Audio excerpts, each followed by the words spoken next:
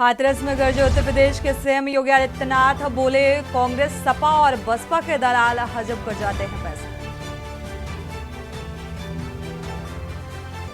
कन्नौज में अखिलेश यादव का road show के बाद अब बीजेपी पर किया हमला। बोले, बीजेपी ने की है जुमलेबाजी, अब मां गंगा नहीं हिस्सा।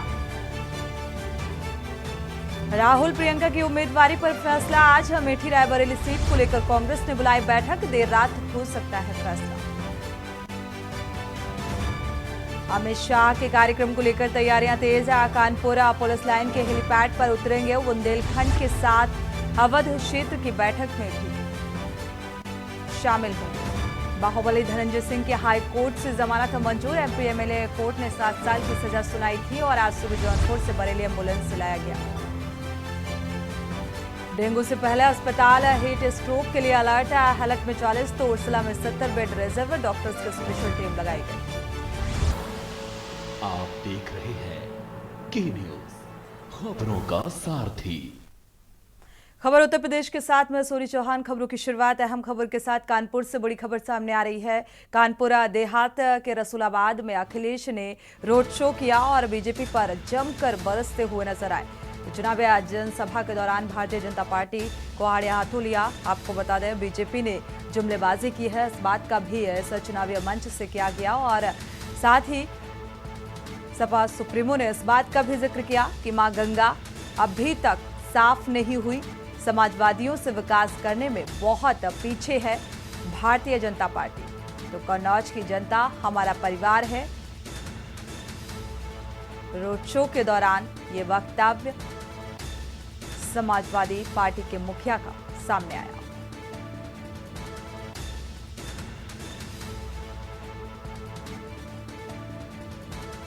कानपुर देहात के रसूलाबाद में रोड शो का आयोजन किया गया था और इस रोड शो के दौरान चुनावी जनसभा को संबोधित करने के दौरान अखिलेश यादव ने ये बयान दिया। भारतीय जनता पार्टी पर निशाना साधते हुए नजर आए। समाजवादियों से विकास में बहुत पीछे है भारतीय जनता पार्टी।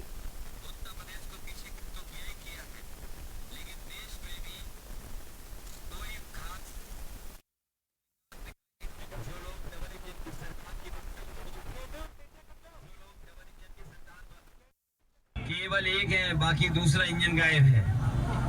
तो जब एक गायब है तो जब वोट पड़ेगा तो दूसरे भी गायब हो जाएंगे। महंगाई इन्होंने बढ़ाई है, बेरोजगारी बढ़ाई, किसान की आय दोगुनी नहीं हुई, पेपर लीक हुए हैं, ना मां गंगा साफ हुई, ना स्वच्छ भारत में कूड़ा हटा है। उत्तर प्रदेश को पीछे तो किया ही किया है, लेकिन देश में भी कोई खास विकास दिखाई नहीं दे रहा है और खासकर उत्तर प्रदेश को सबसे ज्यादा भेदभाव का सामना करना पड़ा। जो लोग 2014 में आए थे वो 2024 में चले जाएंगे। जनता संविधान को बचाने के लिए, जनता लोकतंत्र को बचाने के लिए वोट डाल रही है। एक तरफ तो वो लोग हैं जो संविधान को खत्म करना चाहते हैं, दूसरी तरफ इंडिया गठबंधन के लोग हैं जो संविधान को बचाना चाहते हैं। एनडीए को पीडीए हटाने का काम करेगा। मुझे पूरा भरोसा है कि जिस तरीके से हर वर्ग के लोग समर्थन दे रहे हैं, समाजवादी पार्टी और इंडिया गठबंधन ऐतिहासिक वोटों से जीतेगा। खासकर आज जो मिलने का कार्यक्रम था, लोगों से संपर्क करने का कार्यक्रम था, लोगों के कन्नौज का जो रुका हुआ विकास, उस विकास को आगे बढ़ाने का जो कार्यक्रम था, यहाँ की जनता ऐतिहासिक मतदान देकर के समाजवादी पार्टी को जिताने जा रही है। बढ़ते आगे इस बीच लखनऊ से खबर सामने आ रही है। राष्ट्रीय लोकदल में ज्वाइनिंग कार्यक्रम की शुरुआत राहुल और अखिलेश ने गाजियाबाद में प्रेस कॉन्फ्रेंस की और बड़ी संख्या में लोग राष्ट्रीय लोकदल में शामिल हो रहे हैं। शामिल हुए उत्तर प्रदेश की जनता जयंत चौधरी के साथ राष्ट्रीय लोकदल के साथ भी सभी वर्ग जुड़े। मुसलमानों ने भी एनडीए को वोट किया और कहा कि हम नहीं तो सबको। मुसलमानों ने भी एनडीए को वोट किया। राष्ट्रीय लोकदल में ज्वाइनिंग कार्यक्रम लगातार राहुल और अखिलेश ने गाजियाबाद में प्रेस कॉन्फ्रेंस कर इस बात का जिक्र किया ये तमाम जो राष्ट्रीय लोकदल के नेता हैं वो फिलहाल इंडिया गठबंधन में शामिल हो रहे हैं।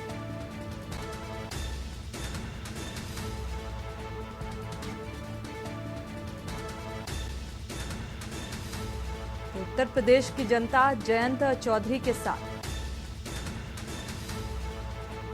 तो किसानों के मसीहा के तौर पर इन्हें देखा गया और पूरे तरीके से देखा जाए तो इसी एक जो जनाधार है या किसानों के प्रति जो एक लगाव रहा वो फिलहाल दिखता हुआ नजर आया। और अब इस चुनावी माहौल में जयंत चौधरी का नाम एक बार फिर से सुर्खियों में। बढ़ते आगे, कानपुर से अहम खबर। व्यापारी सम्मेलन में शामिल हुए मीनाक्षी लेखिया विदेश और एवं संस्कृति राज्य मंत्री हैं मीनाक्षी लेखिया, और मीनाक्षी लेखी ने विपक्षियों दलों पर प्रहार किया। मीनाक्षी ने राहुल और प्रियंका पर भी निशाना साधा। कहा कि चुनाव के समय पर ये चुनावी हिंदू हैं। कॉमनवेल्थ गेम 2G का घोटाला भी बताएं। यूपी में 80 और देश में बीजेपी होगी 400 की पार। तो वोटिंग कम होने से बीजेपी की जीत सुनिश्चित है।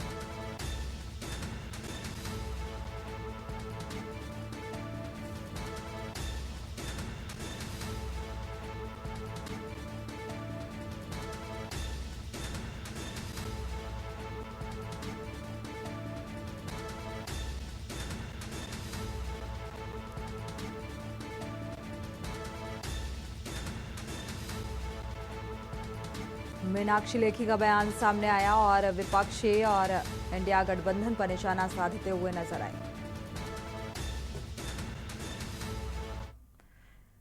बढ़ते आगे, लखनऊ से अहम खबर। लोकसभा चुनाव को लेकर चुनाव आयोग अलर्ट है। चुनाव आयोग द्वारा लगातार चेकिंग की जा रही है। एयरपोर्ट पर स्टैटिक सर्विलांस टीम के द्वारा ये चेकिंग की गई और सर्विलांस टीम स्थानीय पुलिस लगातार चेकिंग अभियान चला रही है, जिसके तहत चेकिंग की जा रही है। एयरपोर्ट जाने वाली सभी गाड़ियों को फिलहाल चेक किया जा रहा है। तो लोकसभा चुनाव को देखते हुए ये चेकिंग अभियान चलाया गया और ये टीम सुनिश्चित की गई।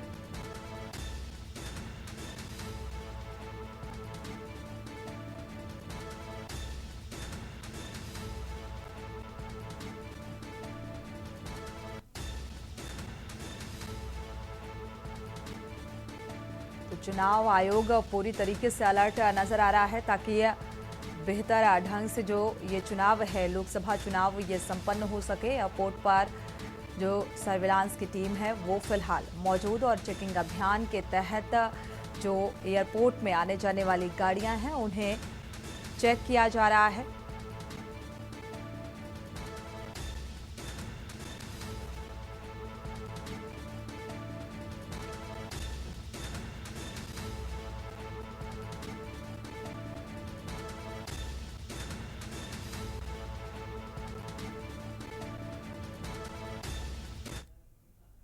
और इसी बीच लखनऊ से अहम खबर सामने आ रही है। लोकसभा चुनाव को लेकर एयरपोर्ट प्रशासन अलर्ट है। चौथे और पांचवें चरण में लखनऊ में मतदान होना है।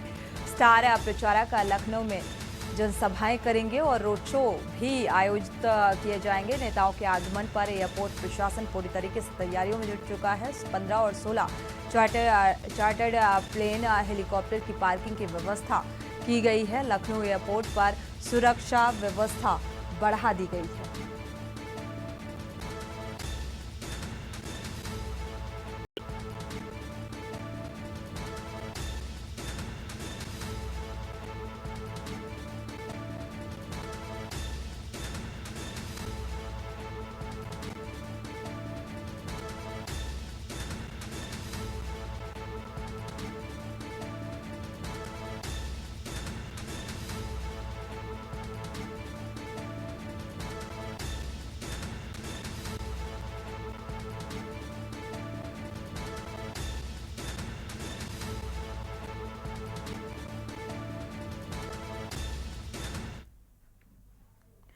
रुक करते हैं अगली खबर का। एटा से खबर है। प्रेमी को ग्रामीणों ने बंधक बनाया और प्रेमिका से मिलने उसके घर पहुंचा हुआ था प्रेमी। ग्रामीणों ने प्रेमी को बंधक बना लिया, कैद कर लिया। वीडियो अब सोशल मीडिया पर वायरल हो रहा है। मीडिया पर वायरल सूचना पर पहुंची, हालांकि प्रशासनिक अमला ने अब इस बात का संज्ञान लिया है। पूरा मामला थाना मिरहची क्षेत्र का बताया जा रहा है। अब प्रशासनिक स्तर पर इस पूरे मामले की जांच पड़ताल की जा रही है।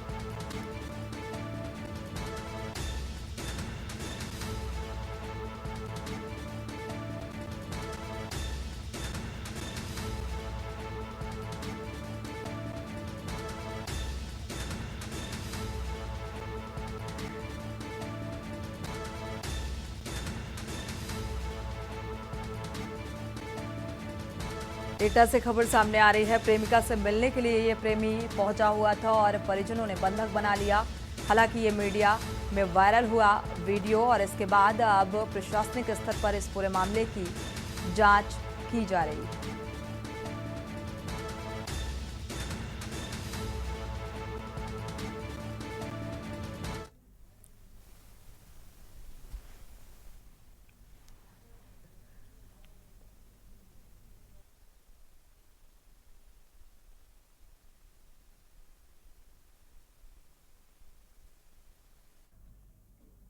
और इसी बीच रायबरेली से खबर सामने आ रही है। गेहूं के खेत में लगी भीषण आग लगने से कई बीघे की गेहूं की फसल जलकर राख हो गई। कड़ी मशक्कत के बाद आग पर काबू पाया गया। बछरावा थाना क्षेत्र का ये मामला बताया जा रहा है। अटरा गांव की घटना जहां पर आग लगी। फिलहाल आग को कड़ी मशक्कत के बाद बुझाया गया, लेकिन कई बीघे फसल जलकर पूरी तरह से राख हो गई।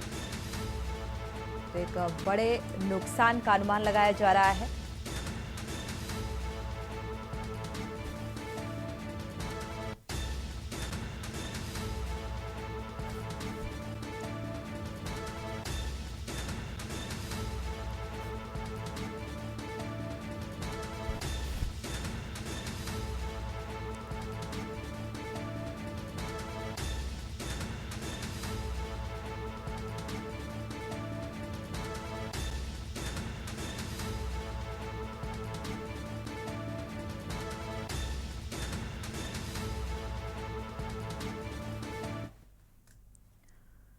रुक करते हैं अगली खबर का। कासगंज से खबर है। केंद्रीय गृह मंत्री कल कासगंज पहुंचेंगे। कासगंज दौरा है और 12 पत्थर मैदान पर विशाल जनसभा को संबोधित करेंगे। चुनावी जनसभा को संबोधित करेंगे। राजवीर के समर्थन में वोट की अपील और जनसभा के लिए बीजेपी पदाधिकारी जो हैं वो तैयारियों में जुटे। कार्यकर्ता तैयारियों में जुटे हुए हैं। पुलिस लाइन में गृह मंत्री का हेलीकॉप्टर पहुंचेगा। सुबह करीब 11 बजे कासगंज पहुंचेंगे गृह मंत्री अमित शाह। तो चुनावी प्रचार प्रसार में अगले चरण को लेकर पूरे तरीके से स्टार प्रचारक की भूमिका में नजर आ रहे हैं और जोर और शोर से प्रचार चुनावी जनसभाओं को संबोधित कर रहे हैं। और इस सिलसिले में ये चुनावी दौरा कासगंज का पत्थर मैदान में 12 पत्थर मैदान में ये चुनावी जनसभा का आयोजन किया गया है और जो बीजेपी के प्रत्याशी राजवीर के समर्थन में वोट की अपील करेंगे। कल 9:30 बजे देश के माननीय गृह मंत्री एवं सहकारिता मंत्री श्री अमित शाह जी का राजू भैया के समर्थन में जो कासगंज एटा लोकसभा के अंदर उनके जन समर्थन में रैली करने आ रहे हैं। आप स्थल पर खड़े हैं। रैली की व्यवस्था पूर्ण रूप से हो चुकी है। कुछ सजावट की व्यवस्था रह गई है जो 2-3 घंटे में पूरी हो जाएगी। कितनी भीड़ के अनुमान में कितने लोग सुनने आएंगे? इस सभा में जो लोगों में उत्साह देखा गया है, जो क्षेत्र में घूमा गया है, जो विधानसभाओं के अंदर हम गए हैं, हमारे नेता गए हैं, इससे लगता है कि जो ये रैली होगी न भूतो न भविष्यति। भीषण गर्मी के चलते कानपुर के चिड़ियाघर में जानवरों के लिए विशेष इंतजाम किए गए हैं। हालांकि इस भीषण गर्मी में जानवर अपने बिलों और घरों से बाहर नहीं दिखाई दे रहे। दरअसल कानपुर का चिड़ियाघर घर जो है वो लोकप्रिय है और पिकनिक स्पॉट के तौर पर भी जाना जाता है। लोग छुट्टियां मनाने के लिए विशेष तौर पर यहां पर पहुंचते हैं। और लेकिन भीषण गर्मी के चलते जानवर अपने घरों से बाहर नहीं निकल रहे और जो दर्शक हैं उनमें भी फिलहाल इस गर्मी के चलते कमी देखने को मिल रही है। इस संबंध में वन अधिकारी प्रशासन नावेद इकराम से बातचीत की गई और गर्मी के चलते जानवरों के लिए टेम्परेचर को घटाने की व्यवस्था की गई है। कूलर तो कहीं फव्वारे का इंतजाम किया गया है और जानवरों को कोई भी समस्या ना हो इसको लेकर जगह जगह पंखे भी लगाए गए हैं।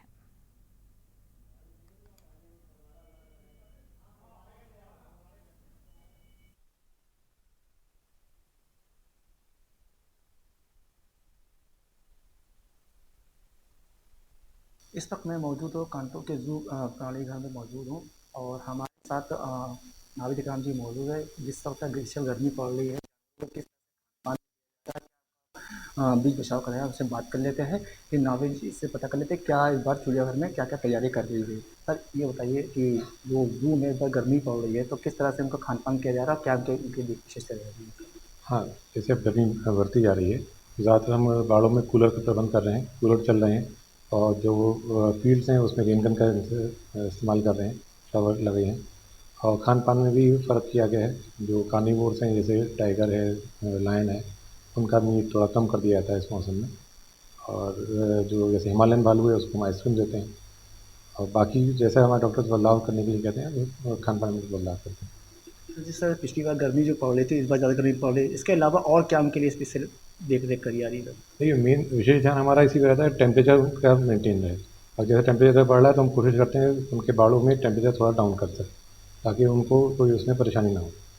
बाड़ों के अंदर कूलर की व्यवस्था करी गई जानवरों के लिए, किस तरह से उनका मुक्का कर रहे हैं? हाँ, कूलर्स चल रहे हैं, आप जाके देखेंगे अभी उसमें जितने भी इनके हाउस हैं सब में कूलर लगे हैं। और जो फील्ड में हैं एनिमल्स जो बाड़े में से बाहर हैं, तो उनके लिए भी हम रेन गन चला रहे हैं। जिस तरह से नाबालिग ने बताया कि बाड़ों के अंदर टेम्परेचर देखा जाए, टेम्परेचर कम किया जाता है, साथ ही उनके अंदर बाड़ों के अंदर कूलर भी लगाया जा रहा है और उनके खान पान में देख दिखाव कराया जा रहा है। कानपुर से शानवार खान, के न्यूज़ इंडिया, कानपुर। हम कानपुर में जू में आए हैं बच्चों के साथ। बच्चों को जू घुमाया, बहुत बड़ी इच्छा थी कि वहाँ सब कुछ मिलेगा, अच्छे अच्छे जानवर देखने को मिलेंगे, मगर यहाँ कुछ समझ नहीं आ रहा। ना जानवर हैं, वही पुराने जो हैं, जो आज के 5-6 साल पहले थे वही दिख रहे हैं हमको। कोई नया इसमें जानवर नहीं दिखा है, ना कोई। गर्मियों में सब जानवर भी मिल आ रहे हैं, कोई ऐसी हमको सुविधा नहीं लगी।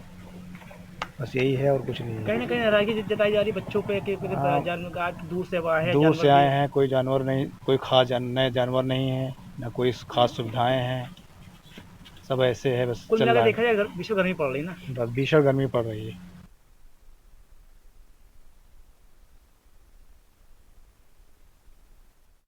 वक्त एक छोटे से ब्रेक का, लौटेंगे जल्द। ब्रेक से वापस आ रहे हैं, रुक करते हैं खबरों का। खबर लखनऊ से है, जहां यूपी सरकार में कैबिनेट मंत्री संजय निषाद ने प्रेस कॉन्फ्रेंस की और इस दौरान मंत्री संजय निषाद ने समाजवादी पार्टी पर जमकर हमला बोला। उन्होंने कहा कि सबका साथ सबका विकास हमने नारा दिया है और किसान आज जान रहा है कि हमें कमल खिलाना है, विपक्ष कहीं नहीं है और ये जानते हैं कि इनका हारना तय है। इस्लाम में बौखलाए हुए हैं और कन्नौज और मैनपुरी भी जीतेंगे। समाजवादी पार्टी का इतिहास रहा है गुंडा और माफिया का। ये गुंडे हैं, समाजवादी पार्टी के गुंडों ने मेरे ऊपर हमला किया और इसका जवाब जनता देगी। समाजवादी पार्टी के गुंडों ने संत कबीर नगर में बहुत कहर ढाया। समाजवादी पार्टी के राष्ट्रीय अध्यक्ष अखिलेश यादव से मैं कहना चाहता हूं कि ऐसे गुंडों पर लगाम लगाएं, नहीं तो समाजवादी पार्टी समाप्तवादी पार्टी बन जाएगी। उन्होंने इस बात का भी जिक्र किया कि निषाद समाज से अपील करूंगा कि किसी भी निषाद को समाज के युवा इन गुंडों की तरफ ना जाने दें और गुमराह ना होने दें। इतिहास में निषाद पार्टी का नाम है और अपने समाज से अपील करूंगा कि एक मछुआरा समुदाय के लोग कमल पर बटन दबाएं और सपा बसपा हमारे आरक्षण के मुद्दे को दबाने की कोशिश कर रहे हैं। निषाद समाजवादी पार्टी अनुसूचित जाति में है, लेकिन सपा बसपा कांग्रेस ने फाइलों को गायब करा दिया। कांग्रेस के सहयोग से समाजवादी पार्टी चुनाव लड़ रही है और ऐसे देश को आजाद कराने वाली पार्टियों ने आरक्षण की फाइलें गायब की।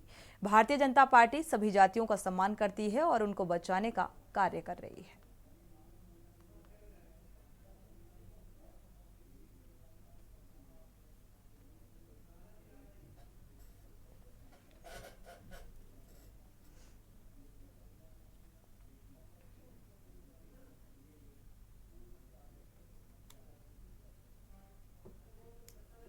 योजनाओं के माध्यम से, चाहे वो 80 करोड़ लोगों का इलाज देने का, चाहे इलाज देने का मकान हो, जिसको भी लाभ दिया था वो सारे लोगों ने एहसास किया कि नहीं, कोई भी कि अगर हमें सुबह शाम का भोजन खाना अगर कमल का फूल दे रहा है, तो अगर हमें फूल खिला रहा है सुबह शाम का खाना, तो हम भी कमल को खिलाएंगे। दूसरा है कि जिस तरीके से वोट का जिस तरीके से हमारे वोटर बाहर आ रहे हैं और विपक्ष विहीन है, जब विपक्ष है ही नहीं तो उदासीन है उनके जो वोटर हैं, उनके कुछ बचे कुचे उनके समर्थक हैं, उन्होंने मान लिया है कि जब जीतने वाले नहीं हैं, हमारा कोई प्रधान है ही नहीं विपक्ष में, तो वोट क्यों डालने जाएंगे। खबर लखनऊ से है, जहां कांग्रेस मीडिया चेयरमैन सीपी राय ने प्रेस कॉन्फ्रेंस की। प्रेस कॉन्फ्रेंस में सीपी राय ने बीजेपी पर जमकर निशाना साधा। उन्होंने कहा कि चीन का सामान और मोदी योगी की जुबान का कोई भरोसा नहीं। उन्होंने कहा कि बीजेपी ने कांग्रेस की घोषणा पत्र पर सवाल खड़े किए और बताया कि कांग्रेस की सरकार आएगी तो हम बीफ के बंद स्लॉटर हाउस को खोलेंगे, और जबकि कांग्रेस के घोषणा पत्र में इस तरह की कोई घोषणा की ही नहीं गई। करीब 10 सालों में बीजेपी की सरकार में सबसे ज़्यादा बीफ स्फोट हुआ और प्रधानमंत्री कांग्रेस के घोषणा पत्र से घबराए हुए हैं। कांग्रेस सरकार आने के बाद किसी का हक नहीं छीना जाएगा, बीजेपी के लोग झूठ बोल रहे हैं।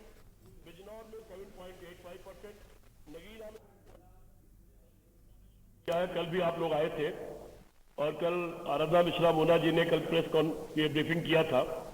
हम लोगों ने अब ये तय किया दो चीजें। एक तो मोदी जी या योगी जी जिस शहर में जहां कहीं सभाएं करने जा रहे हैं, हमारा जो दिल्ली का मीडिया डिपार्टमेंट है और जयराम रमेश जी, वो जिस शहर में जा रहे होते हैं उसके एक दिन पहले वो सवाल पूछते हैं कि उस शहर में आपने पहले क्या कहा था और क्या क्या किया है आपने, और उस शहर की क्या क्या समस्याएं हैं जो लंबित हैं 10 साल के बाद भी, वो सवाल पूछते हैं। दूसरा हमने यह तय किया है कि जिस दिन जो कोई बात उठेगी उसका जवाब हम उसी दिन देंगे। वैसे तो मोदी जी की जबान और चीन का सामान दोनों की कोई गारंटी नहीं है, जनता को ये पता लग चुका है, लेकिन फिर भी 2-3 मुद्दे हैं। मुख्यमंत्री योगी आदित्यनाथ जी का एक बयान छपा है जिसमें उन्होंने ये कहा है कि कांग्रेस के घोषणा पत्र में है कि अगर सरकार आएगी तो हम स्लॉटर हाउस बीफ के लिए शुरू करा देंगे। ये बयान उनका छपा है। बढ़ते आगे, यूपी बोर्ड की इंटरमीडिएट परीक्षा में राज्य के टॉप 10 सूची में जगह बनाने वाले रियाज इंटर कॉलेज की छात्रा सलोनी सिंह और जिले की टॉप 10 सूची में जगह बनाने वाले मिसबा फातिमा और रूबी देवी के सम्मान में विद्यालय में कार्यक्रम आयोजित किया गया। कार्यक्रम में मुख्य अतिथि के रूप में जिला विद्यालय निरीक्षक डॉक्टर सच्चिदानंद यादव मौजूद रहे और कार्यक्रम में कॉलेज की छात्राओं ने स्वागत गीत गाकर मुख्य अतिथि का स्वागत किया। इस दौरान कॉलेज की छात्र छात्राओं ने गीत, कविता, नज्म आदि पेश किए और इस मौके पर मुख्य अतिथि जिला विद्यालय निरीक्षक डॉक्टर सच्चिदानंद यादव ने कार्यक्रम में बोलते हुए कहा कि अगर मन में दृढ़ संकल्प हो तो आपको आगे बढ़ने से कोई रोक नहीं सकता। और अपने वक्तव्य के दौरान उन्होंने बच्चों को कविता और शायरी भी सुनाई, तमाम तरह के पारिवारिक और सामाजिक पहलुओं पर भी प्रकाश डाला और विद्यालय की तीनों मेधावी छात्राओं को प्रमाण पत्र देकर सम्मानित किया गया।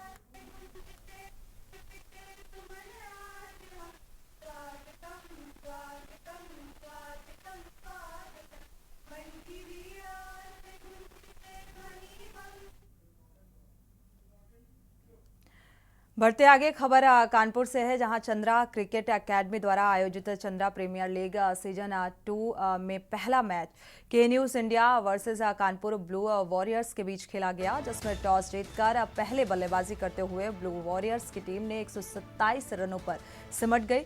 ब्लू वॉरियर्स की तरफ से अमित कुमार ने 29 बॉलों पर 35 रन बनाए, जिसमें से 2 छक्के 2 चौके शामिल रहे और अरमान ने 33 बॉल पर 32 रन बनाए। केन्यूज के मयंक ने 5 ओवर में 16 रन देकर 3 विकेट झटके और जवाब में उतरी केन्यूज मेरठ ने अंकित के शानदार 41 रन के बदौलत लक्ष्य को 22.3 ओवर्स में प्राप्त कर लिया और केन्यूज ने इस पहले मुकाबले में 5 विकेट से जीत दर्ज की। आज के मैच में मैन ऑफ द मैच रहे मयंक ने 3 विकेट लिए, वहीं फाइटर ऑफ द मैच का पुरस्कार 25 रन और 2 विकेट लेने वाले आयुष प्रजापति को मिला।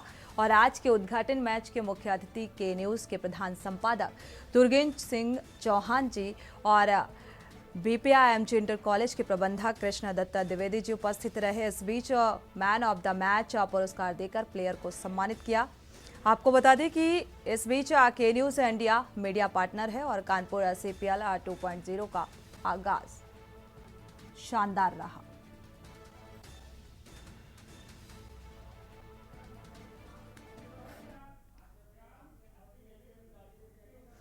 इसी के साथ खबर उत्तर प्रदेश में फिलहाल बस इतना ही। आगे खबरों के लिए आप देखते रहिए के न्यूज इंडिया।